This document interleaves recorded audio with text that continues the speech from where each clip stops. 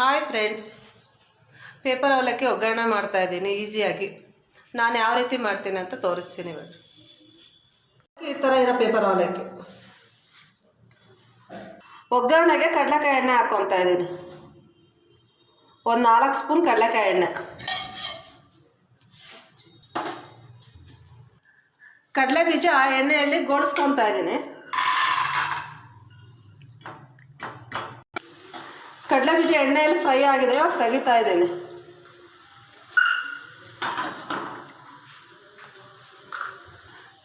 ಸಾಸಿವೆ ಹಾಕ್ಬೇಕು ಒಗ್ಗರಣೆಗೆ. ಬೆಳ್ಳುಳ್ಳಿ,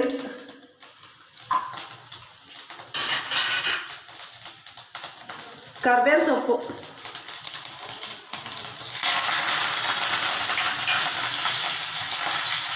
ಇದನ್ನೆಲ್ಲ ಎಣ್ಣೆಯಲ್ಲಿ ಫ್ರೈ ಮಾಡ್ಕೋಬೇಕು. ಸ್ವಲ್ಪ ಕಡಲೆಪಪ್ಪು ಹಾಕೋಬೇಕು.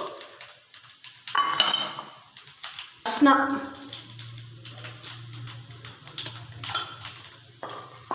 ರುಚಿಗೆ ಎಷ್ಟು ಬೇಕೋ ಅಷ್ಟು ಉಪ್ಪು, ಖಾರದ ಪುಡಿ. ಇದನ್ನ ಎಣ್ಣೆಯಲ್ಲಿ ಫ್ರೈ ಮಾಡ್ಕೋಬೇಕು. ಎಣ್ಣೆಯಲ್ಲಿ ಫ್ರೈ ಮಾಡ್ಕೊಂಡಿದ್ವಲ್ವ ಕಡಲೆ ಬೀಜ, ಅದನ್ನು ಹಾಕ್ಕೊತಾ ಇದ್ದೀನಿ ಇವಾಗ. ಮತ್ತು ಅವಲಕ್ಕಿ,